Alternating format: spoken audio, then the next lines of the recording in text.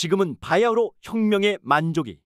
대폭발로부터 137억 9,999년이 지난 작금의 시기에 빅뱅이 생기기 전에 시간과 공간도 없었던 그 시점처럼 꽝꽝하고 터질 것 같은 만족의 현상이 어디에선가 꿈틀대고 있다. 지구의 한 모퉁이 동북아시아 극동의 끝자락 한반도 남단 대한민국이 바로 그 현장이다. 이미 여러 번 강진은 있었다. 70% 이상을 상회하는 사회주의자가 만연한 남조선 해방 전국의 혼란은 자칫 나라를 김일성에 내어줄 뻔한 위기의 순간으로 죽기 아니면 살기에 해당하는 대한민국 1차 혁명의 만족이었다. 이승만은 남한의 단독 정부를 수립하고 조봉암을 앞세워 농지개혁을 단행함으로 자유민주주의의 기틀을 다졌다. 미국이 없어서 월남이 패망한 게 아니었다.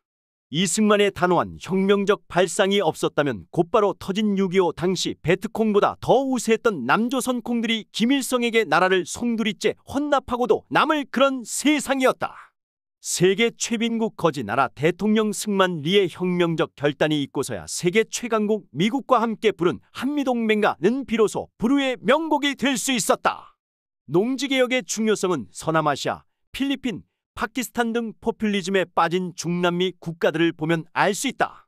혁명적 개혁 없이 봉건적 잔재를 그대로 이어온 이들 국가는 아직도 지주층이 국토 대부분을 소유한 상류층이고 90%를 넘는 대다수 국민들은 끝도 없이 가난하다. 4.19 이후 공짜로 정권을 잡은 장면의 민주당은 초딩까지 교장선생 물러나라는 촌극을 빚을 정도로 그 무능함이 극치에 달했으니 4.19로 기염을 토한 대학생들은 기고만장 가자 북으로를 외쳐 38선까지 행진하는 경박함 속에 사회는 극도의 혼란에 빠졌다. 군이 거사이를 잡았다는 정보가 누설되었지만 형법은 물론 국가보안법으로 국사범을 단속할 기관이 없을 만큼 세상은 혁명의 만족이가 되었음에 박정희의 진군은 당연한 것이었고 김일성은 땅을 치고도 남을 일이었다. 자주독립의 자세를 확립하고 민족중흥의 역사적 사명을 이룬 박정희의 사후를 보자.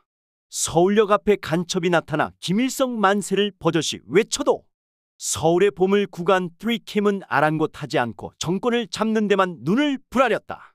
김일성의 동향 등 사태의 심각성을 간파한 합수부장 전두환은 무언가 미덥지 않은 2캠보다는 5.16을 성사시킨 JP가 낫겠다 싶어 그를 만나러 제주행 비행기를 탔다.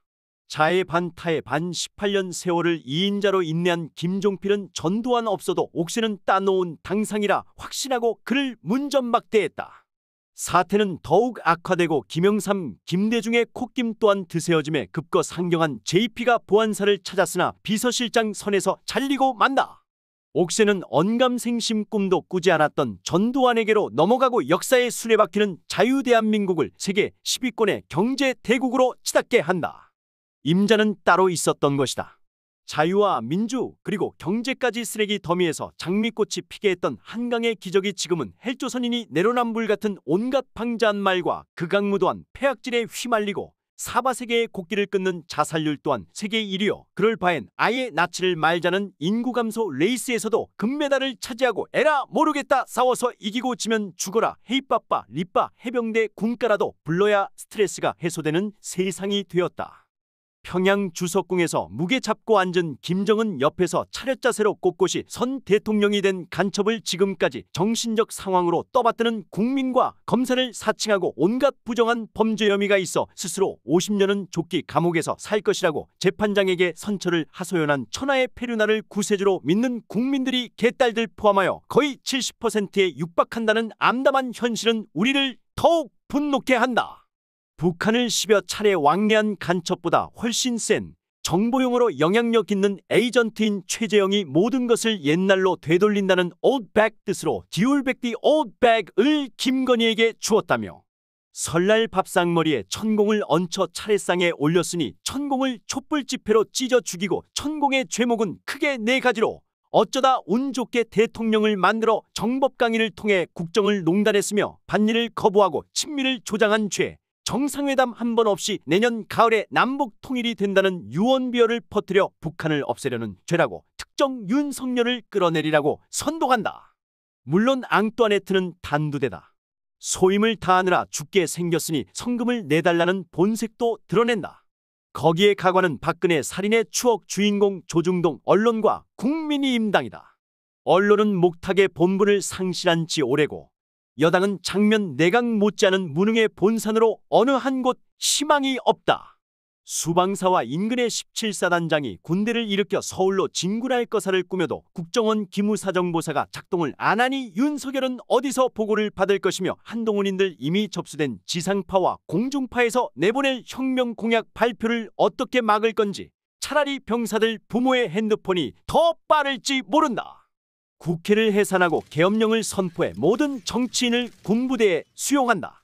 언론사, 민노총 등 제반 사회단체를 국가세력과 반국가세력으로 구분하여 응분의 조치를 취한다.